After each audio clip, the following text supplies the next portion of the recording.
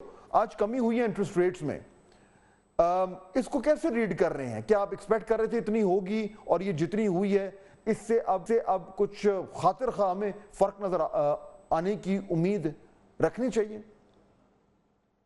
Fahad expect तो कर रहे थे इतना। बाय एंड लार्ज इंडस्ट्री और बिजनेस सर्कल जो भी इनको फॉलो करते हैं वो 1.5 या 2 परसेंटेज पॉइंट्स की रिडक्शन की उम्मीद तो रखी हुई थी मार्केट ने। लेकिन मेरे ख्याल में इससे ज्यादा अभी जैसे ही अनाउंसमेंट आई है तो इंडस्ट्री की तरफ से Karachi chamber of commerce, federation of Pakistan chamber of commerce and industry, दोनों ने एकदम से अनाउंस किया है कि ये बहुत कम है और 5% तक कम से कम होना चाहिए था ये रिडक्शन। तो आई थिंक इंडस्ट्री जो है वो अभी तक एक्सपेक्टेशंस रख रही है कि मजीद और कमी की अभी जरूरत है। पाकिस्तान के अभी भी बहुत हाई लेवल पे हैं इंटरेस्ट रेट्स जो हैं, खास तौर पे हमारी अपनी तारीख में मुझे याद नहीं आ रहा कि आई थिंक 2008-9 के बाद ही कोई चंद साल होंगे जब 17.5% पे था इंटरेस्ट रेट नेवरदलेस। लेकिन आई थिंक काफी हद तक और आई थिंक कुछ इससे फर्क तो पड़ेगा डेफिनेटली, लेकिन अभी तक हम लोग उस लेवल पे नहीं पहुंचे जहां पे कह सकते हैं कि अब इंटरेस्ट रेट जो है वो ग्रोथ को रोक रहा है और मईशत के ऊपर ना एक बोझ बना हुआ है। ठीक है, तो वो लेवल आएगी अगली मीटिंग के बाद मेरे ख्याल में।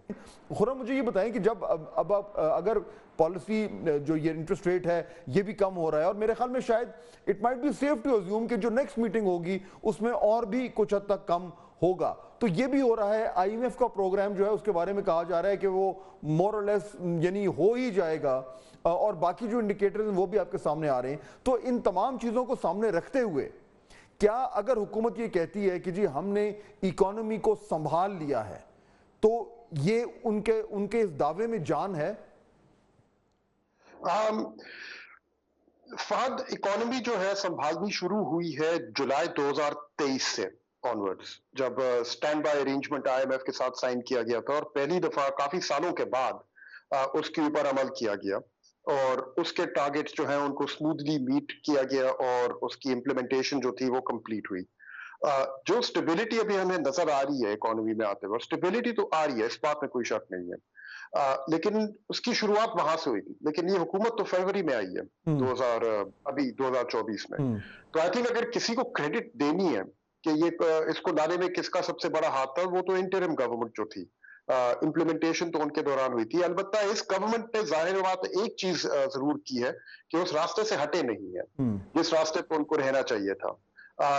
अब कुछ डिलेज हो रहे हैं जुलाई से लेके अब तक। स्टाफ लेवल एग्रीमेंट के बाद एग्जीक्यूटिव बोर्ड कैलेंडर के ऊपर पाकिस्तान को इंक्लूड करना, अगर लेटेस्ट रिपोर्ट्स जो अभी ब्रेक कर रही हैं कि ये डेट भी मिल चुकी है, इफ दैट इज ट्रू तो दैट मीन्स कि एक और स्टेप जो है हमने कंप्लीट कर लिया है।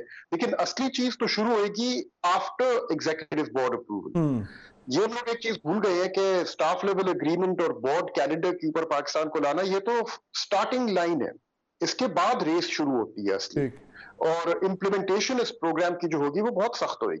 तो अभी तो काफी मुश्किल जो काम है वो तो आगे है इस गवर्नमेंट के लिए। लेकिन are we on the right track? We are on the right track, there is no doubt about that. Okay.